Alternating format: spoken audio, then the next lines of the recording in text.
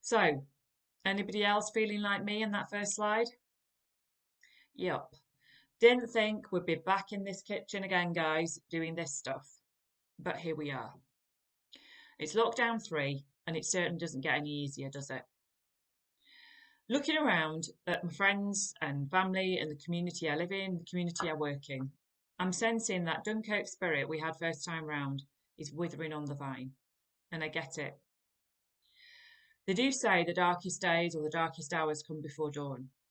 And I think that's very true. I'm a runner, and I stress amateur runner, not a very good runner at all. But maybe I can then speak about this really with real conviction. As somebody who struggled to be a runner, I know that that last leg is really tough. That's the bit where you've just got to find something deep inside to keep you going. And we're at that point now. It's back to homeschooling, which brings so many challenges for everybody. We will continue to do our best to try and make things better as much as we can. Let's hope we don't have a fourth one, but no matter how many we have, we will continue to try and improve on things. Not just in terms of the home learning, but also the well-being aspects, the fun aspects, the things that kept us all buoyant in lockdowns 1 and 2. And I have heard that FitTok is going down a storm. So students out there and young people, please make it easier for your families by actually willingly trying the home learning. Your teachers are contacting you on Teams. How do I know this? I know this because foolishly I set most of those teams up, which therefore means this has pinged. I don't know how many times, but that's good because that means everybody's using it. So please, guys, go on Teams. I know it's a medium you might not usually use, but give it a shot. And my class, are you out there? Anywhere? Can anybody see them? I've only had one of you respond to me. Please don't make me feel so lonely. That one person knows who she is. The rest of you, I thought we got on all right. I thought things were good. Please, for me, just say hello. Seriously, get on Teams. You can chat to your teachers on there. You can also send emails. It's going to be the same drill as before in terms of the regular contact, etc. Parents as well, please don't hesitate to get in touch with us. Trust me when I say people are, as in staff, are contacting young people. They are.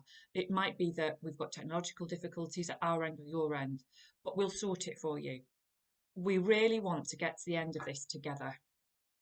And one of the things I've been immensely proud of is how, as a community, we have pulled together during all of this pandemic.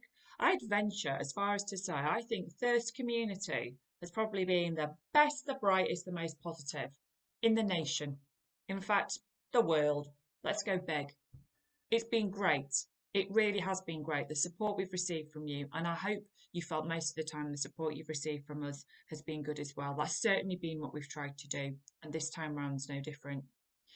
But I think it's important that on this last leg of the journey, we do try to hold on to some of that former positivity and the Dunkirk spirit I mentioned earlier. The reason being, this time round, it might not be that you're doing it so much for your partner, your children, your mums and dads, whoever it is I'm talking to out there. You're doing it for you because light is apparently at the end of the tunnel, we hope. It's looking that way. We've got to get there. What would be really tragic is if we lost some of the lessons that we said we'd learned. Everybody, I think, said they learned things about valuing the little things, what's important in life, abandoning the technology at times, going back to some old-fashioned ways of working, doing things, etc., communicating in different ways. And we all said we'd remember that. And right now, when we're feeling fraught and fractious, it's easy not to, it's easy to lash out. And I just want us to try as a community and remember all those lessons we learned the first time round, the things we valued. I remember when our young people came back into school that first time and we had to do the phase rota. And I feel quite emotional when I look back on it, actually. And I do remember some of them saying how they hadn't valued necessarily lessons so much, some of the older ones, and learning, but they really hadn't valued friendships and family relationships and love, something they'd taken maybe for granted. Well, you know, of course my mum and dad love me, of course my friends like me, I like them. But actually, all of those relationships in life, professional, family, friends, require work and effort. So let's get on this last leg of the journey together. I want to thank you all, young people, parents, carers, grandparents, friends, family, whoever it is in your bubble. And actually, I especially want to thank all of you guys, as in the older generation. Sorry, kids, just for a moment, because you've been the homeschoolers. Now, I know how hard it is teaching, but I cannot imagine what it must be like trying to run a home, hold down your job, look after your family, and teach them at the same time, maybe with one computer, and maybe you've got 3 or 4 youngsters there. That is a massive challenge, and we do know that. We really do recognise it, and I just need you to know that. And I want to say, I'd like to give a huge clap to all of you homeschoolers. I think it's been slightly forgotten and underestimated at times how difficult that's been. And I know some of you will be thinking about your businesses and your jobs and wondering what's around the corner. And some of you will be real frontline key workers as well, who are faced with the challenges that we're seeing on the news on a daily basis. And I just want to say from all of us at Third School and Sixth Form College, thank you, homeschoolers. Thank you for supporting us. Thank you for helping us. Thank you for helping our young people. And youngsters, do as you're told for them, please. Okay? Just like you would maybe for me or other people in school, make it easier for them. So, one last thing, bit of a boring health and safety reminder, but I'm going to say it. We keep seeing on the news these rising figures, and it's really, really alarming. Please stay safe. Remember all the rules, the social distancing, the washing of hands, the wearing of a face mask.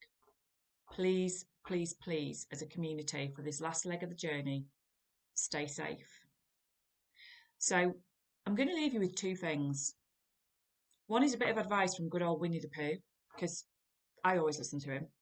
And apparently not everything's cancelled. So that's something good to remember.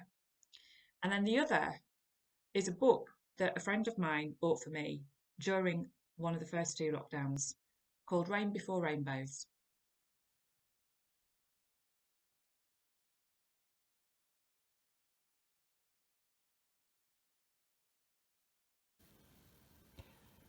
Rain before rainbows, clouds before sun. Night before daybreak, the old day is done. There are mountains for climbing, journeys to take. Dreams that are hopeful, decisions to make. Dark days may shake us and worries creep in, with dragons to duel and battles to win. Thunder will rumble and lightning will flash. The wind will start blowing and tall waves will crash.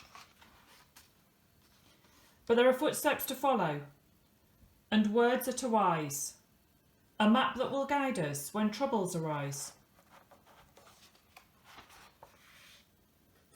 Friends who will help us, courageous and kind, a rope to hold on to and treasure to find.